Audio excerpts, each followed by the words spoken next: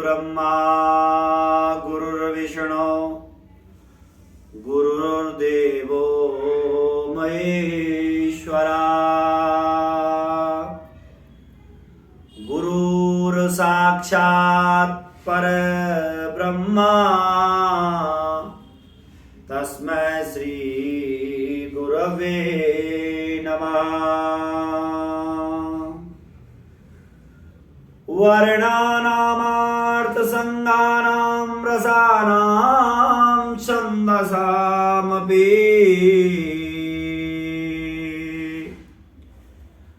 मंगलानां च कर्तारो वन्दे वाणि विनायको।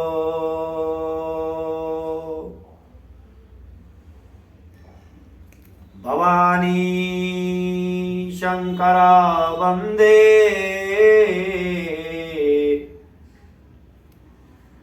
भवानी शंकरा वन्दे सरदा विश्वास रूपिणो। याभ्यां विना न पश्यन्ति सरदा शान्तास्तमीश्वरा। सिद्धा स्वान्तामीश्वरा। घंटाकर्ण नारसिंहाय होणीश्वर भैरवाय च। काली जगदंबिका मात्रे श्री चंदनी नागाय नमोस्तुते। श्री चंदनी नागाय नमोस्तुते। सौराष्ट्रे सोमनाथं च श्रीशैले मल्लिकार्जुना। उज्जैन्यां महाकालमोकारां ममलेश्वरां। केदारं हिमवत् पृष्ठे डाकन्यां भीमशंकरां। वाराणस्यां च विश्वेश्वरं त्र्यंबकं गोमतीतटे। वैद्यनाथं चिताभौमो नागेशं दारुकावनी। सेतुबन्धे च रामेशां दुष्मेशं च शिवालया। द्वादशेतानि नामानि प्राकायुत्थाय या पठेत् सर्वपापविनिर्मुक्तो सर्वसिद्धिफलो भवेत्। सर्वसिद्धिफलो भवेत्। कामाख्यां वरदां देवी नीलपर्वतवासिनी।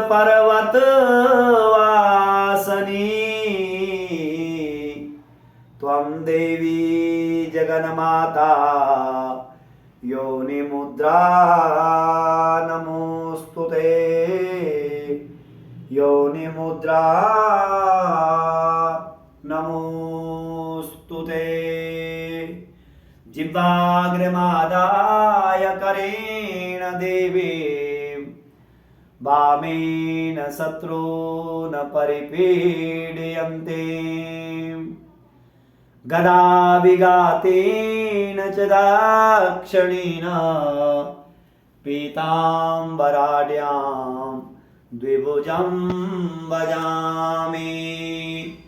पीताम्बराढ्यां द्विभुजं भजामि।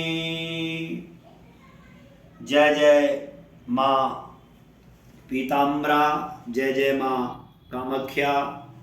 मित्रों, जितने भी हमारे इस संस्थान के पेज से, संस्थान के YouTube चैनल से निरंतर धर्म, अध्यात्म, ज्योतिष, वेद, उपनिषद और कर्मकांड आदि की जिस पर चर्चाएं होती हैं, निरंतर आप लोग हमें फॉलो करते हैं, अपने कमेंट्स के माध्यम से हमें अपना सुझाव देते हैं।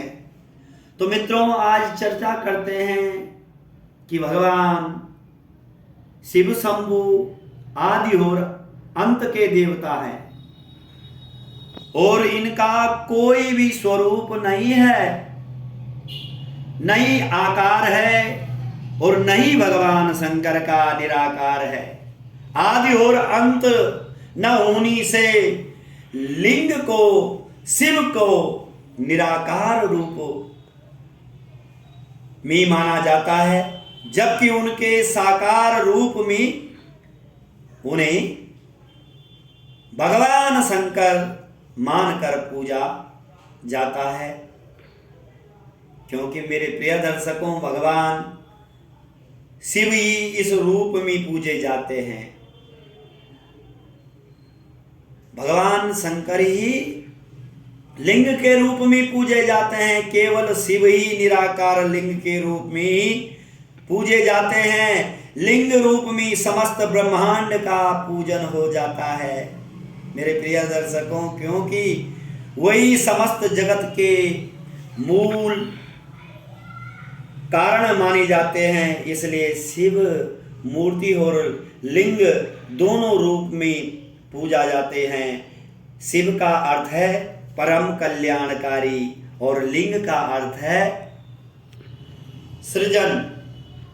शिव के वास्तविक स्वरूप से अवगत होकर जागृत शिवलिंग का अर्थ होता है। क्योंकि मेरे प्रिय दर्शकों, वेद और वेदांत में लिंग शब्द सूक्ष्म शरीर के लिए आता है। ये सूक्ष्म शरीर 17 तत्वों से होता है। मन, बुद्धि, 5 ज्ञानेंद्रियां, 5 कर्म इंद्रियां और 5 वायु। और 5 वायु पुराण के अनुसार प्रलय काल में समस्त सृष्टि जिसमें लीन हो जाती है और पुनः सृष्टि में जिस प्रकार होती है उसे लिंग कहते हैं। इसलिए मेरे प्रिय दर्शकों, भगवान आशुतोष, भगवान शंकर का ये पार्थिव लिंग, ये बलु की जो मिट्टी होती है, इस मिट्टी के द्वारा इस दिव्य भगवान शंकर के संपूर्ण परिवार को तैयार किया जाता है। इस लिंग की पूर्ण रूप से प्राण प्रतिष्ठा के साथ 16उपचार मंत्रों के साथ वैदिक विद्वान आचार्यों के सानिध्य में बैठ करके अगर इस श्रावण के दिव्य और पवित्र मास पर जो भगवान शंकर को समर्पित है, इस मास पर अगर आप अपनी सुख, समृद्धि, आयु और आरोग्यता की प्राप्ति के लिए, क्योंकि 12 महीनों में श्रावण का जो मास, ये महीना बड़ा उत्तम कारक तंत्र साधना के लिए, भक्ति के लिए, योग के लिए और अध्यात्म को जो है जागृत करने के लिए ये दिव्य और पवित्र और पावन मास है। तो इसलिए मेरे प्रिय दर्शकों, नित्य निरंतर विगत कई वर्षों से देवभूमि उत्तराखंड, जहाँ शिक्षा की नगरी रुड़की, वहाँ पर ये श्री कृष्ण वैदिक जो परामर्श केंद्र, जो ये अनुसंधान केंद्र है, ये यहाँ पर स्थापित रुड़की के अंदर विनायक कुंज के अंदर ये संस्थान विगत कई वर्षों से स्थापित है। और इस संस्थान के संस्थापक के नाते मैं आपके बीच में नित्य निरंतर धर्म, अध्यात्म, ज्योतिष, भक्ति, तंत्र और मंत्र को प्रतिदिन कुछ नया टॉपिक लेकर के नित्य निरंतर आप सबके बीच में आता हूँ। तो मेरे प्रिय दर्शकों, इस दिव्या पावन पवित्र मास पर भगवान चंद्रमौली, भूत भावन, भगवान आशुतोष शंकर का ये दिव्य और पवित्र मास, माँ अन्नपूर्णा पार्वती का ये दिव्य और अलौकिक भक्ति और साधना का मास, इस दिव्य और पवित्र मास पर आप अपनी सुख और समृद्धि की कामना के लिए भगवान आशुतोष शंकर से अपनी मंगलमयी कामना के लिए आप भक्ति शक्ति के साथ अपनी मंगलमयी कामना के लिए भगवान से प्रार्थना करें, निवेदन करें।